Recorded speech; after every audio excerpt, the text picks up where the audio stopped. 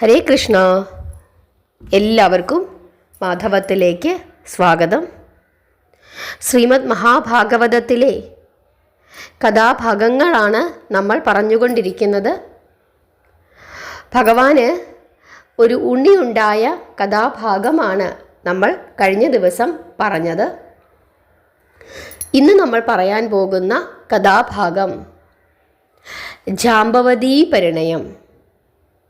ആ കഥ നമുക്ക് കേൾക്കാം.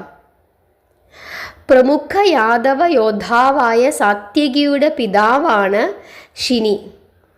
ശിനിയുടെ അഗ്രജൻ മിത്രൻ.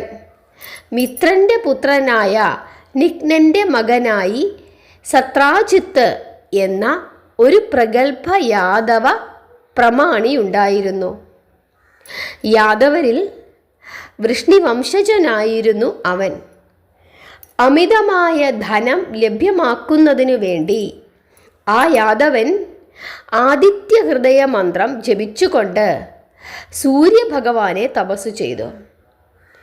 ഭഗവാൻ പ്രത്യക്ഷപ്പെട്ട് അത്ഭുത ജ്യോതിസോടുകൂടി സ്യമന്തകം എന്ന ഒരു മണി ദാനം ചെയ്തു.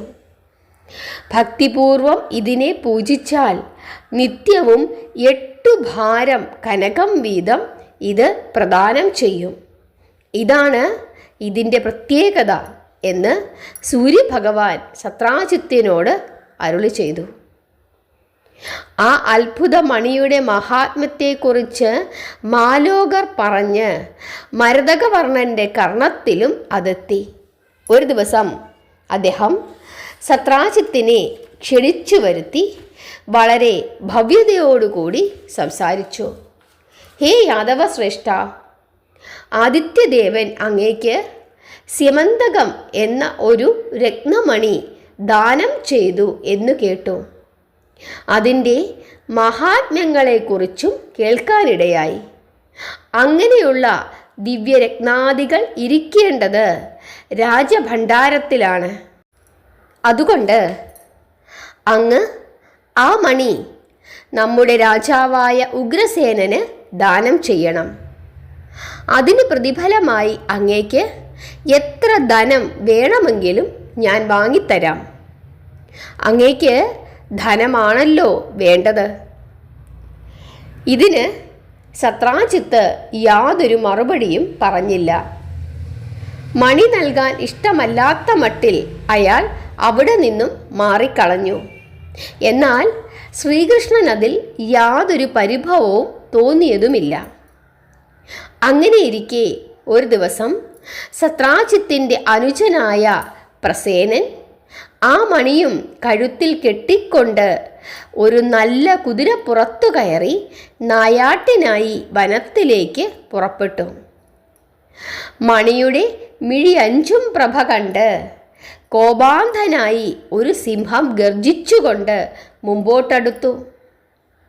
പ്രസേനനെയും കുതിരയെയും അടിച്ചു കൊന്ന് മണിയും കടിച്ചു തൂക്കിക്കൊണ്ട് ആ സിംഹം വനത്തിലേക്ക് ഓടി മറഞ്ഞു.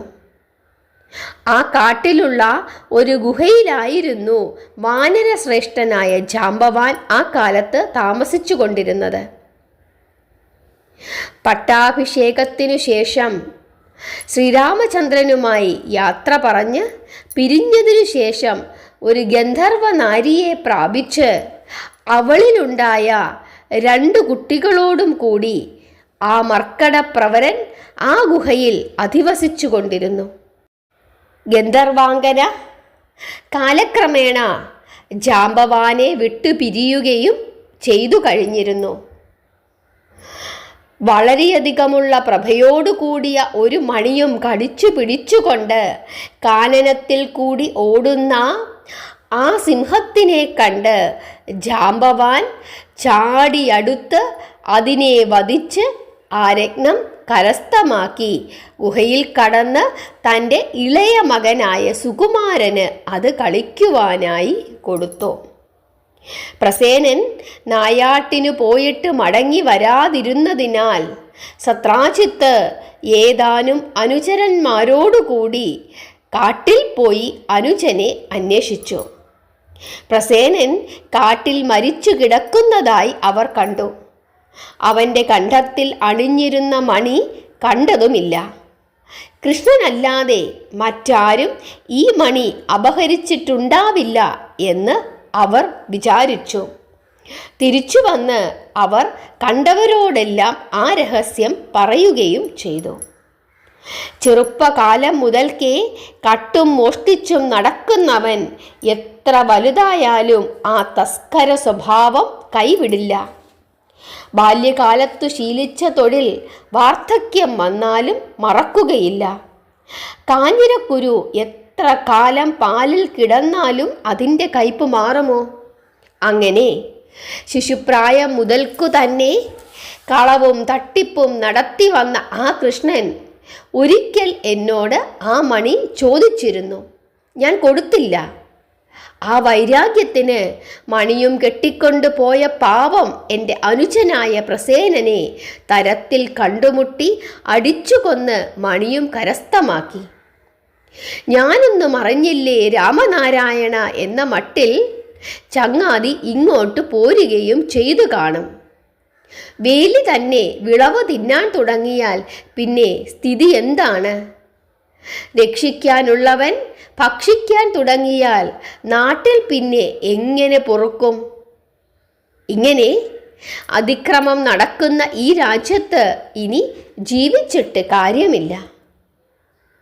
ഈ വിധം സത്രാജിത്ത് പലരോടും ആക്ഷേപമായി പറഞ്ഞ വാക്കുകൾ അവർ തന്നെ അങ്ങോട്ടും ഇങ്ങോട്ടും പറഞ്ഞ് ഒടുവിൽ ആ അപവാദം നാടു മുഴുവനും പരന്നു. കൃഷ്ണനും അത് കേട്ടു. തന്നെക്കുറിച്ച് പ്രചരിപ്പിച്ച ആ അപഖ്യാതിയിൽ നിന്നും മോചനം നേടുവാൻ വേണ്ടി ഭഗവാൻ ശ്രീകൃഷ്ണൻ ഏതാനും ഭടജനങ്ങളും ഒരുമിച്ച് അന്വേഷിക്കുന്നതിനായി കാട്ടിലേക്ക് തിരിച്ചു. ഘോരമായ വനത്തിനുള്ളിൽ പ്രസേനനും അശ്വവും ചത്തുകിടക്കുന്നതായി കാണപ്പെട്ടു. അതിൻ്റെ അടുത്ത് ഒരു സിംഹത്തിൻ്റെ കാൽപ്പാടുകൾ അവർ കണ്ടു.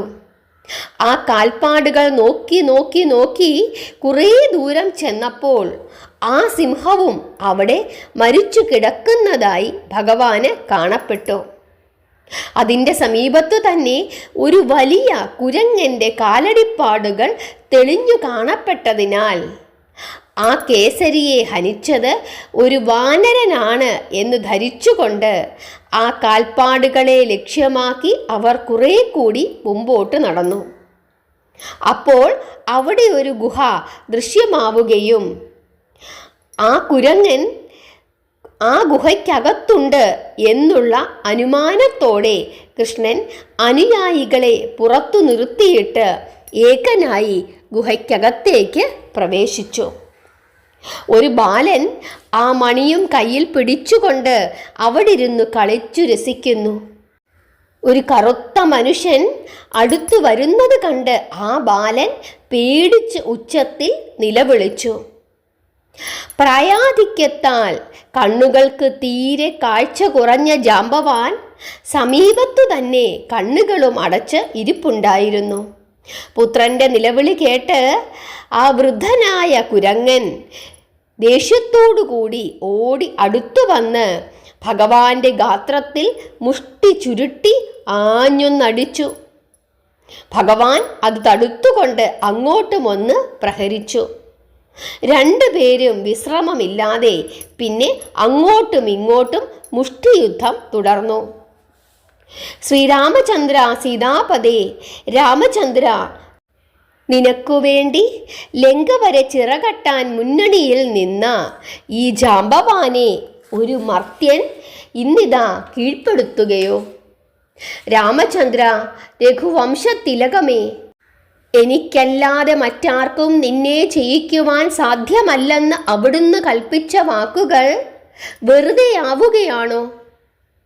ഇങ്ങനെ വിളിച്ചു പറഞ്ഞുകൊണ്ട് രാമനാമങ്ങൾ ഉരുവിട്ടുകൊണ്ട് ആ മർക്കടശ്രേഷ്ഠൻ ഭഗവാനായ ശ്രീകൃഷ്ണന്റെ തിരുമാറിൽ വീണ്ടും വീണ്ടും മുഷ്ടിപ്രഹരങ്ങൾ നടത്തി. ആ ഓരോ ഇടിയും ഭക്തന്റെ പുഷ്പാർച്ചന പോലെ ഭഗവാൻ ആനന്ദപൂർവം സ്വീകരിച്ചു. അവർ തമ്മിലുള്ള ദ്വന്ദ്വയുദ്ധം രാപകലില്ലാതെ 28 ദിവസം നീണ്ടുനിന്നു. ആ സമയം കൊണ്ട് ജാംബവാൻ ദേഹം തളർന്ന് മോഹാലസ്യപ്പെട്ട് നിലത്തു വീണു. പെട്ടെന്ന് മോഹത്തിൽ നിന്നും ഉണർന്നപ്പോൾ പൂർവവൃത്താന്തം ജാംബവാൻ ഓർമ്മിച്ചു. ഭഗവാൻ ശ്രീരാമചന്ദ്രൻ അല്ലാതെ എന്നെ ആർക്കും തോൽപ്പിക്കുവാൻ കഴിയില്ലല്ലോ, അങ്ങനെയാണല്ലോ ഭഗവാൻ പറഞ്ഞിരുന്നത്. ഇങ്ങനെ ചിന്തിച്ചുകൊണ്ട് ആ വൃദ്ധൻ നയനങ്ങൾ ചിമ്മി ചിമ്മി തുറന്നു നോക്കി. ജടാമകുടം ചൂടി കോദണ്ഡധാരിയായി ശ്രീരാമചന്ദ്രൻ തൻ്റെ മുമ്പിൽ പ്രത്യക്ഷപ്പെട്ടു നിൽക്കുന്നതുപോലെ ആ ഭക്തോത്തമന് തോന്നി. സീതാപദേ, രാമഭദ്ര, എത്ര നാളായി അവിടുത്തെ ഒന്ന് കാണുവാൻ ഈ ഉള്ളവൻ ആഗ്രഹിക്കുന്നു എന്ന് ഗദ്ഗദ കണ്ഠനായി പുലമ്പിക്കൊണ്ട് എഴുന്നേൽക്കാൻ ഭാവിച്ചപ്പോൾ കൃപാനിധിയായ കൃഷ്ണൻ ആ കബീന്ദ്രനെ പിടിച്ചെഴുന്നേൽപ്പിച്ച് ശരീരം ആ പാദചൂടം തടവിക്കൊണ്ട് ഇപ്രകാരം അരുളി ചെയ്തു: ഭക്തോത്തമ, ഞാൻ അങ്ങയുടെ ശ്രീരാമചന്ദ്രൻ തന്നെയാണ്. ത്രേതായുഗത്തിലെ രഘുരാമനും ദ്വാപരയുഗത്തിലെ വസുദേവകൃഷ്ണനും ഒരാൾ തന്നെയാണ്. പട്ടാഭിഷേക സമയത്ത് ഞാൻ ദ്വാപരയുഗത്തിൽ അവതരിക്കുമെന്ന് അങ്ങയോട് പറഞ്ഞിട്ടില്ലായിരുന്നുവോ? അത് അങ്ങ് ഓർക്കുന്നില്ലേ? ഇത് കേട്ടപ്പോൾ ജാംബവാൻ ഇപ്രകാരം പറഞ്ഞു: ഭഗവാനെ, കാരുണ്യസിന്ധോ, ആളറിയാതെ അടിയൻ അവിടുത്തെ തിരുമയിൽ എന്തെല്ലാമാണ് ചെയ്തത് എന്നോർക്കുമ്പോൾ ഭഗവാനെ, എനിക്ക് മാപ്പ് തരണമേ. ഇത് കേട്ടപ്പോൾ ഭഗവാൻ പറഞ്ഞു: കവിപ്രവര, ഭക്തനായ അങ്ങിടിച്ച ഓരോ ഇടിയും ഓരോ പുഷ്പാർച്ചന മാത്രമായിരുന്നു എനിക്ക്. അതുമൂലം എനിക്ക് വേദനയില്ല, ആനന്ദമാണ് ഉണ്ടായത്. ജാംബവാന്റെ വൃദ്ധഗാത്രം ഒന്നുകൂടി തടവി അവൻ്റെ ആലസ്യം പരിഹരിച്ചതിനു ശേഷം ശാന്തമായി ഭഗവാൻ ശ്രീകൃഷ്ണൻ ഇങ്ങനെ പറഞ്ഞു: ബ്രഹ്മപുത്ര, ഞാൻ ഇവിടെ വന്നത് പ്രധാനമായും അങ്ങേക്ക് ദർശനം നൽകുവാൻ വേണ്ടിയിട്ടാണ്.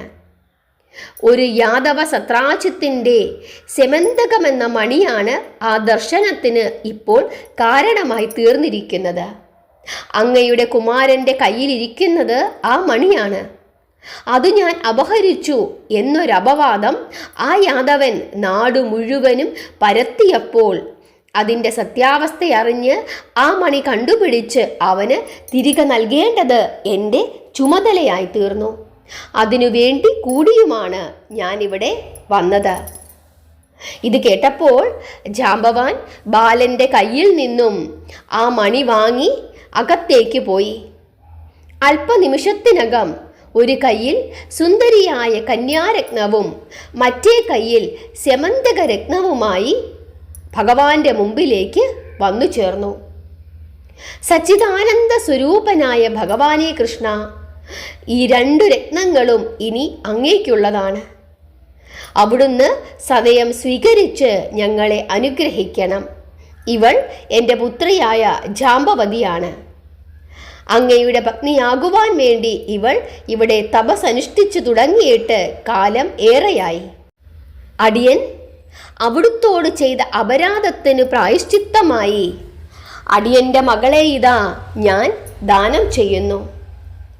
നിന്തിരുവടി, ദയവായി ഈ ഉള്ളവൻ്റെ ഈ ദാനം സ്വീകരിക്കണം. ഇത് കേട്ടപ്പോൾ ഭഗവാൻ ശ്രീകൃഷ്ണൻ സമാധാനപ്പെടുത്തി: വാനരേശ്വര, അങ്ങ് വിഷമിക്കേണ്ട. അങ്ങയുടെ പുത്രി ജാംബവതി എൻ്റെ പത്നിയാകുവാൻ വേണ്ടി ജനിച്ചിട്ടുള്ളവളാണ്. അവളെ സ്വീകരിക്കുവാൻ ഒരു സന്ദർഭം ഇപ്പോഴുണ്ടായി എന്നു മാത്രം. അപ്പോൾ ജാംബവാൻ വീണ്ടും തൊഴുതുകൊണ്ട് ഉണർത്തിച്ചു: കൃഷ്ണ വാസുദേവ, വിഷ്ണു ഭഗവാന്റെ ദശാവതാരവും കാണാതെ അടിയന്റെ ജീവിതം അവസാനിക്കുകയില്ല എന്ന് അടിയന് വരം ലഭിച്ചിട്ടുണ്ട്. 9 അവതാരങ്ങളും അടിയൻ കണ്ടു കഴിഞ്ഞു. അവതാരങ്ങളിൽ ശ്രേഷ്ഠമായത് ശ്രീകൃഷ്ണ അവതാരമാണ്. ആ ശ്രീകൃഷ്ണ പരമാത്മാവിന് അടിയന്റെ പുത്രിയെയും ദാനം ചെയ്തു കഴിഞ്ഞിരിക്കുന്നു. ഇതിൽ പരം എന്തു മഹാഭാഗ്യമാണ് അടിയനിനി ലഭിക്കുവാനുള്ളത്. എല്ലാ വിധത്തിലുള്ള അനുഗ്രഹങ്ങളും നൽകി ജാംബവാനെ സന്തോഷിപ്പിച്ചതിനു ശേഷം അംബുജാക്ഷൻ കാമിനി രത്നത്തെയും സ്യമന്തക രത്നത്തെയും സ്വീകരിച്ചുകൊണ്ട് ഗുഹയുടെ പുറത്തു വന്നപ്പോൾ തൻ്റെ അനുയായികൾ ആരെയും അവിടെ കണ്ടില്ല. ജാംബവതിയും ഒരുമിച്ച് അദ്ദേഹം അപ്പോൾ തന്നെ ഗരുഡാരൂഢനായി ദ്വാരകയെ പ്രാപിച്ചു.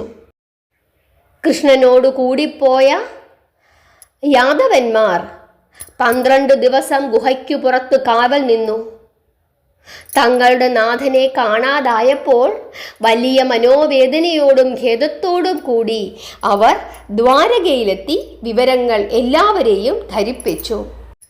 ദ്വാരകാവാസികൾ പരിഭ്രമിച്ചു. അവർ വിഷമിച്ചു. എന്താണ് സംഭവിച്ചത് എന്നറിയാതെ അവർ ആകെ കരച്ചിലിലായി. ആ സമയത്താണ് ജാംബവതി സമേതനായി ഭഗവാൻ അവിടെ എത്തിച്ചേർന്നത്. എല്ലാ യാദവ പ്രമാണികളെയും വിശിഷ്യ സത്രാജിത്തിനെയും വിളിച്ചു വരുത്തി ഉഗ്രസേനൻ, ശൂരസേനൻ, വസുദേവൻ, ബലരാമൻ മുതലായവരുടെ സാന്നിധ്യത്തിൽ ഒരു സഭ കൂടി.